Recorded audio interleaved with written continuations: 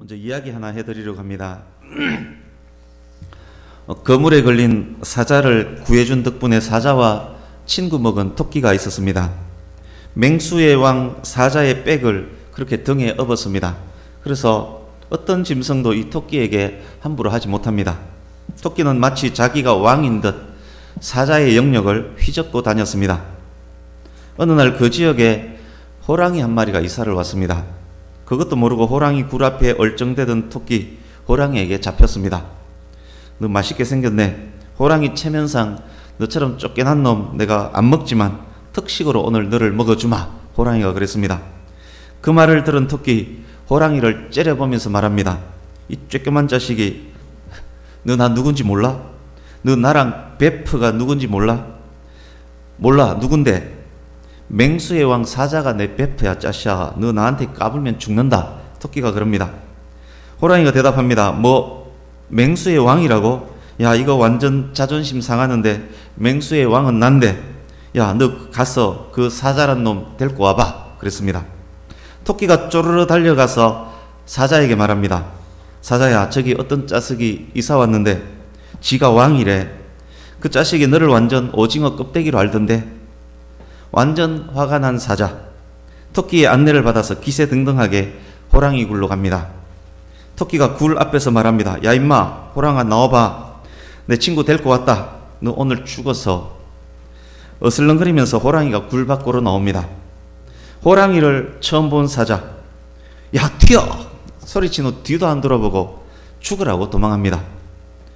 한참 도망 후 바위 뒤에 숨어서 숨을 헐떡이고 있을 때 토끼가 사자에게 묻습니다. 야 네가 왕이라며 왜 말 한마디도 못하고 토끼는데? 사자가 숨을 몰아쉬면서 이렇게 말합니다. 어휴 죽는 줄 알았네. 야 너 그 새끼 온몸에 있는 문신 봤니? 조폭이야 조폭. 그런 문신 처음 봤네. 하마터면 맞아 죽을 뻔했네. 그랬다는 이야기가 있습니다. 저희 가까운 친척 중에서 사회적으로 꽤 성공한 분이 몇 분 계십니다. 옛날 어릴 때 시골 명절 때 자가용 몇 대가 동시에 들어오는 유일한 집이 우리 큰 집이었습니다. 그 당시에는 자전거 있는 집이 부자일 때였습니다. 그래서 그렇지만 우리 큰 집에는 명절 때 되면 자가용 몇 대가 들어왔습니다. 유일하게 텔레비전 있는 집도 큰 집이었습니다. 아마 초등학교 3, 4학년쯤이었을 것입니다.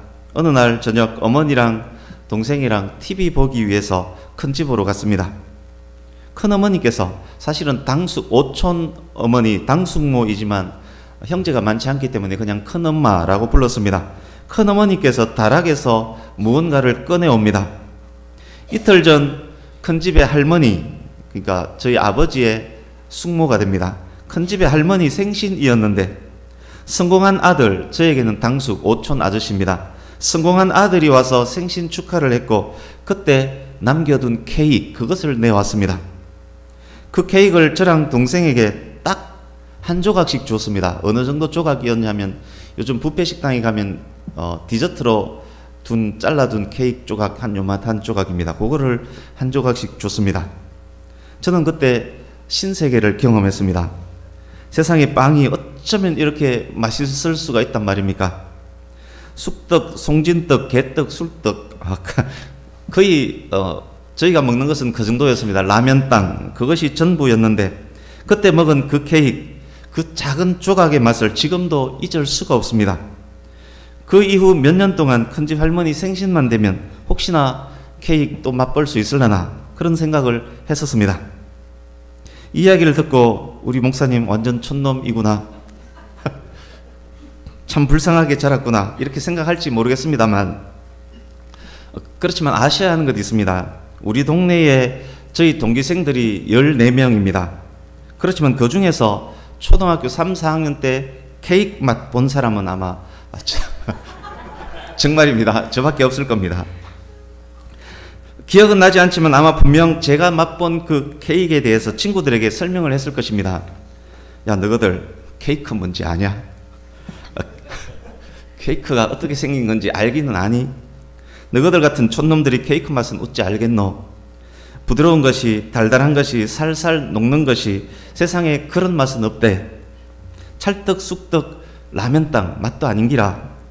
제가 아무리 그렇게 설명을 해도 그 촌놈들이 그 맛에 대해서 상상이나 할 수 있었겠습니까? 어쨌든 저는 그때 그 3, 4학년 때 엄청나게 맛있는 케이크를 맛보았습니다. 이제 오늘 본문으로 들어가겠습니다. 시편 34편 이 전체에 대해서는 주일 오후 예배 시편 강의 때 자세하게 전체에 대해서 설명을 드렸습니다. 그래서 상세한 내용은 생략을 하겠습니다. 이 시의 배경만 짧게 먼저 설명드리겠습니다. 시의 제목을 한번 보십시오. 다윗이 아비멜렉 앞에서 미친 채 하다가 쫓겨나서 지은 시라는 제목이 붙어 있습니다. 본문은 사무엘상 21장 10절에서 15절과 관련이 있습니다. 다윗이 사울에 의해서 쫓겨다닐 때 일입니다.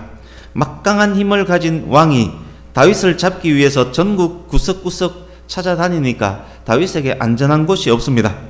다윗은 적대국 블레셋, 그 블레셋의 가드 왕 아기스에게로 망명합니다.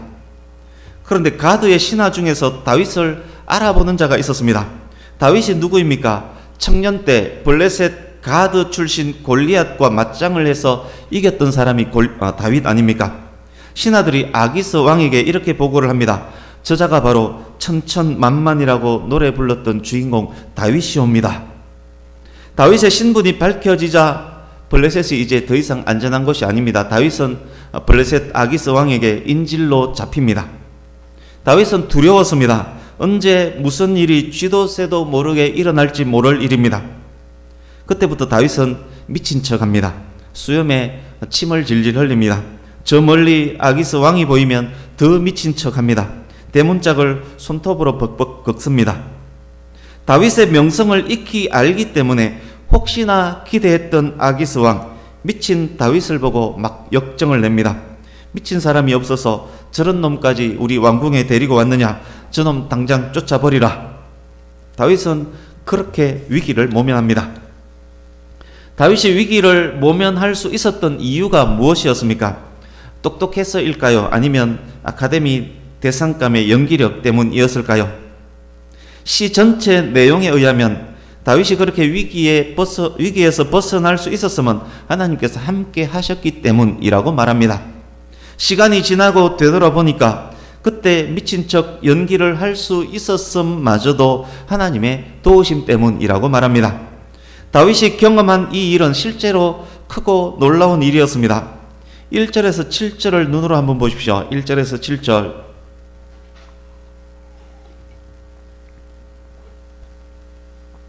다윗이 겪었던 위기에 대해서 알려주는 단어들이 있습니다.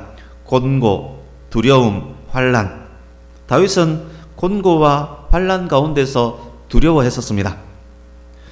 사울을 피했는데 아기스를 만났으니까 얼마나 두려웠겠습니까? 자기가 어디를 가도 안전한 곳이 없음을 깨닫고 얼마나 무서워했겠습니까? 6절 보십시오. 다윗이 그것을 어떻게 이겨낼 수 있었습니까? 곤고한 다윗이 환난 중에 여호와께 부르짖었습니다. 그때 어떤 일이 일어났습니까? 7절 보십시오. 하나님께서 다윗을 둘러 진쳐 주심으로 구원해 주셨습니다. 그렇게 다윗은 하나님을 크게 경험했습니다. 하나님을 크게 경험한 다윗이 하나님을 찬송합니다.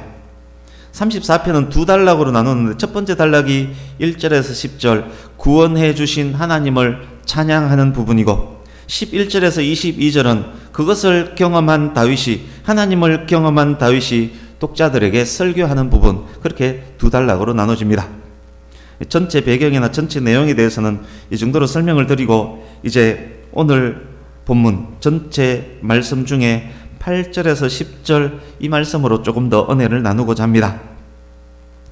8절을 한 번 더 읽어보겠습니다. 8절 시작. 너희는 여호와의 선하심을 맛보아 알지어다. 그에게 피하는 자는 복이 있도다.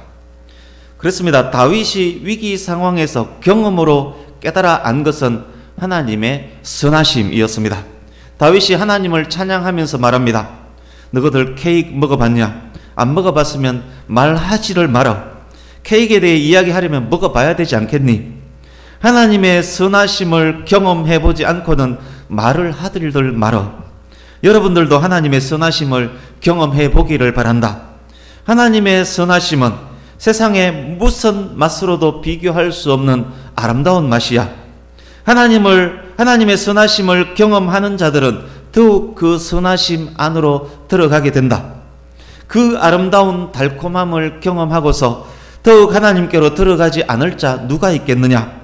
너희들도 여호와의 선하심을 맛보아 알지어다. 하나님의 선하심 안으로 들어가는 자만큼 복된 자가 세상에 어디에 있겠느냐? 그렇습니다. 성도에게 하나님은 선하신 분입니다. 성도가 이 세상 사는 동안 하나님의 선하심을 많이 경험하는 것보다 위안이 되고 힘이 되고 복이 되는 것은 없을 것입니다. 하나님의 선하심을 확신한다면, 그 하나님 안에 내가 있다면, 나를 향한 하나님의 선하심을 내가 확실히 안다면, 그래서 내가 선하신 하나님 안으로 피해 있다면 세상에 무엇이 두렵겠습니까? 사울이 두렵겠습니까? 아기스가 두렵겠습니까? 이제 9절입니다. 9절도 함께 읽어보겠습니다. 9절 시작. 너희 성도들아 여호와를 경외하라. 그를 경외하는 자에게는 부족함이 없도다. 아멘.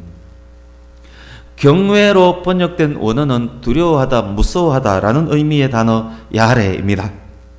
우리는 너무도 자주 사랑의 하나님, 나를 사랑하시는 하나님, 하나님을 사랑하라, 이것을 강조합니다. 그러나 그것 못지않게 어쩌면 그것보다 더 많이 강조해야 될 것이 하나님의 사랑과 함께 두려우신 하나님에 대해서 우리는 더욱 강조해야만 합니다. 그리고 하나님의 두려우심에 대해서 알아야 합니다. 이 두려움은, 하나님을 두려워하는 이 두려움은 공포로 인한 두려움, 그런 두려움이 아닙니다.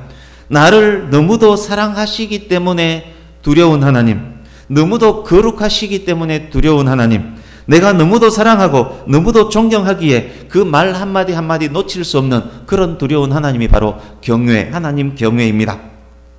다윗이 말합니다. 성도들아 여호와를 두려워하라. 여호와를 두려워하는 자에게는 부족함이 없을 것이다. 실제로 그렇습니다. 여호와를 두려워하는 자에게는 부족함이 없을 것입니다. 구원을 주시고 모든 필요를 채워주시는 분이기 때문입니다. 여호와를 경외하는 그들에게는 참 지혜가 주어집니다. 하나님을 알기 위해 노력하고 하나님의 말씀 한마디 한마디에 주의를 집중하기 때문입니다. 여호와를 경외하는 자에게 분별과 지혜와 지식과 명철이 있는 이유입니다. 7절을 잠깐 다시 보십시오. 여호와를 두려워하는 자를 하나님의 사자가 둘러 진치며 구원하신다라고 말씀했습니다. 진실로 여호와를 두려워한다면 다른 모든 것들은 더 이상 두려움의 대상이 되지 않는다는 말입니다. 하나님을 경외하는 참된 그리스도인이 될 때 사람 두려워함을 내 속에서 몰아낼 수 있다는 말씀입니다. 그에게 부족할 것 없음은 지극히 당연합니다. 여러분, 정성집의 종들이 먹을 것, 입을 것 걱정할 리가 있겠습니까? 대감을 두려워하며 그 대감에게 순종하는 종들에게 부족함이 있겠습니까? 성도는 오직 하나님을 경외하며 섬기는 사람들입니다. 하나님은 정성과는 비교조차 할 수 없는 만물의 창조주, 전능의 하나님입니다. 성도에게 부족함이 있을 리가 없습니다. 이제 10절도 함께 읽어보겠습니다. 시작. 젊은 사자는 궁핍하여 줄일지라도 여호와를 찾는 자는 모든 좋은 것에 부족함이 없으리로다. 아멘.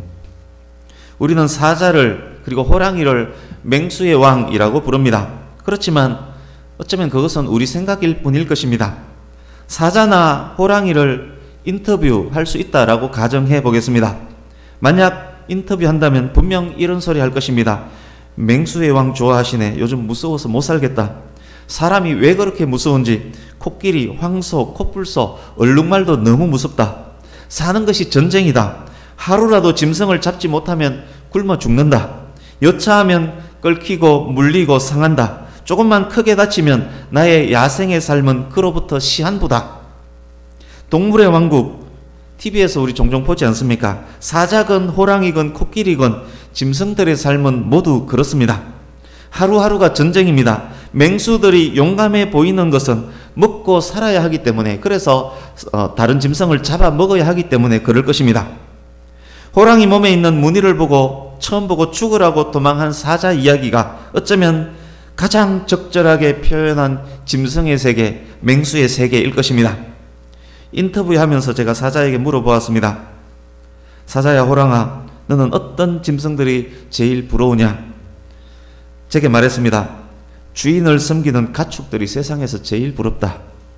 울타리 안에서 목자들의 보호 아래서 평안히 물과 꼴을 먹으며 마음껏 뛰어노는 양들이 제일 부럽다. 저의 인터뷰에 약간의 오바가 있습니다만 그러나 확실한 것 있습니다. 저와 여러분이 목장 울타리 안의 양들이고 전능하신 하나님, 선하신 하나님이 우리의 목자라면, 우리가 목자의 음성을 따르고 목자를 찾고 찾는다면 우리는 모든 좋은 것에 부족함이 없을 것입니다.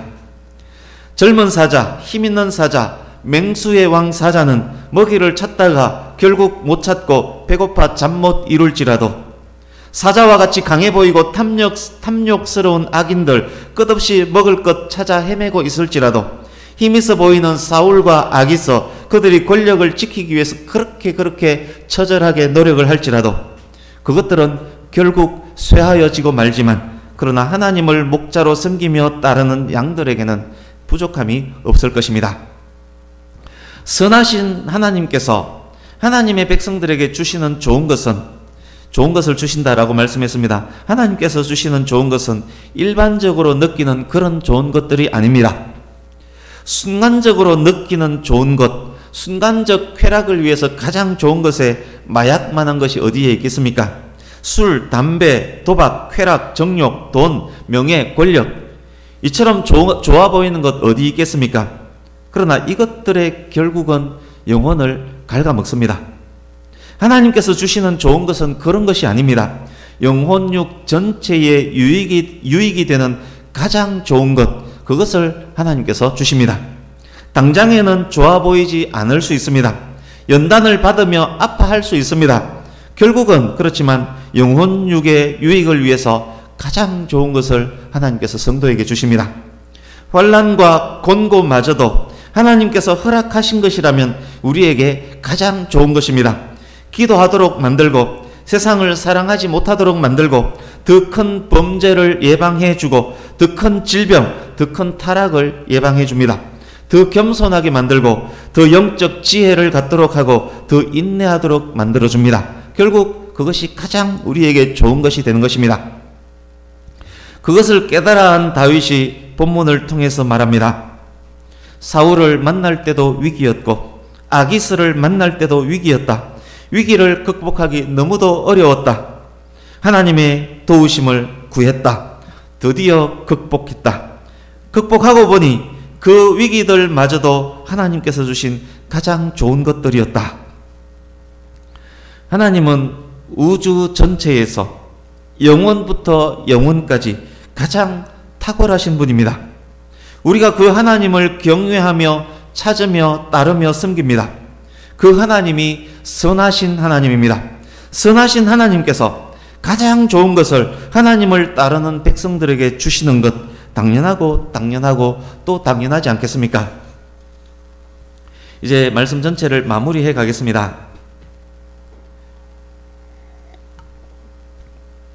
함께 주보 오른쪽 하단에 있는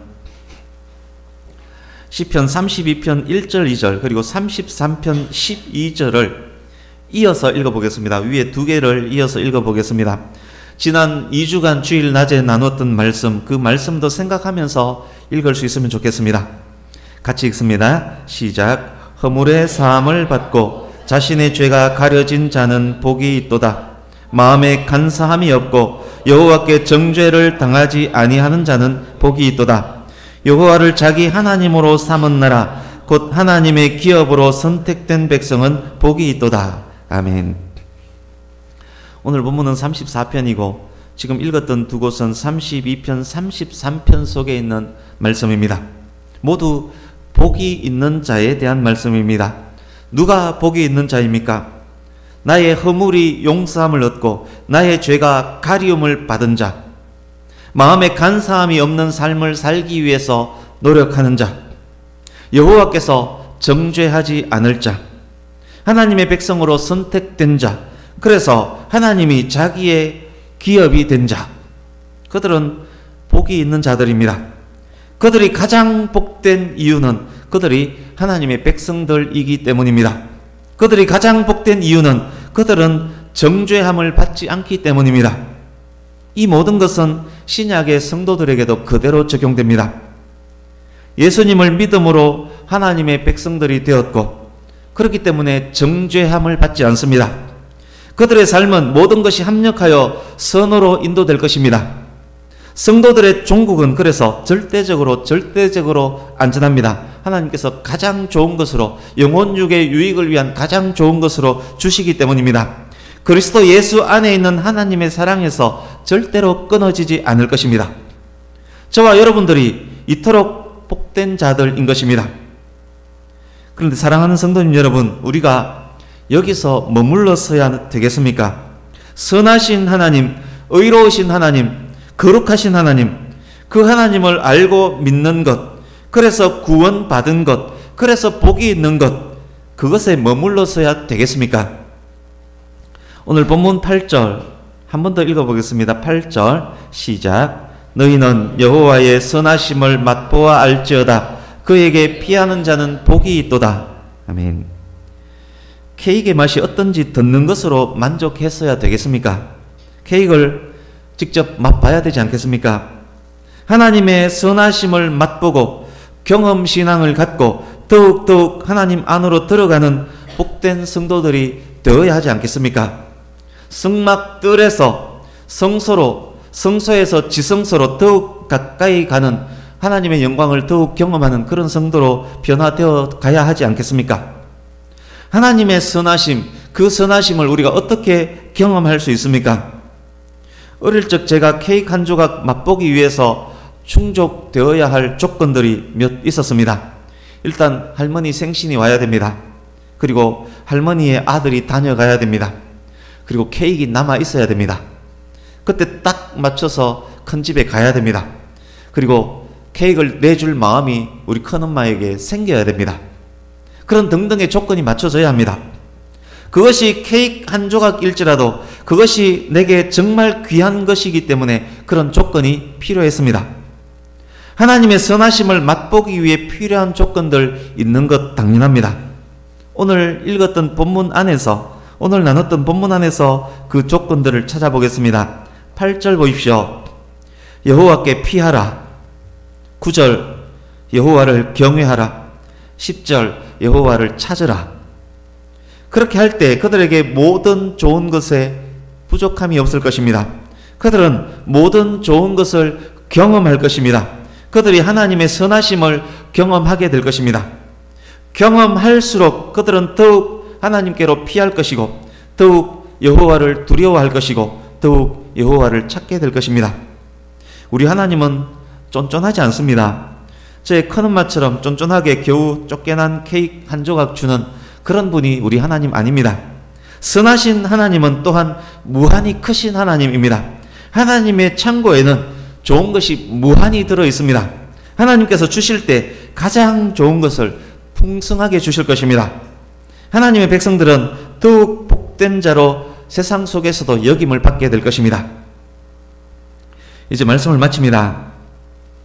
사랑하는 성도님 여러분, 하나님 앞에서 그러니까 잔머리 굴리지 마시고, 하나님 앞에서 이것저것 따지지 마시고, 하나님 앞에서 이것저것 손익 분석하지 마시고, 하나님 앞에서 교만하지 마시고, 하나님 안으로 더욱더욱 피하고, 하나님을 더욱 두려워하며, 더욱 경외하며, 더욱 겸손히 하나님을 찾고 찾으시기를, 그리고 감사와 찬양으로 하나님을 더욱 섬기시기를 간절히 바랍니다.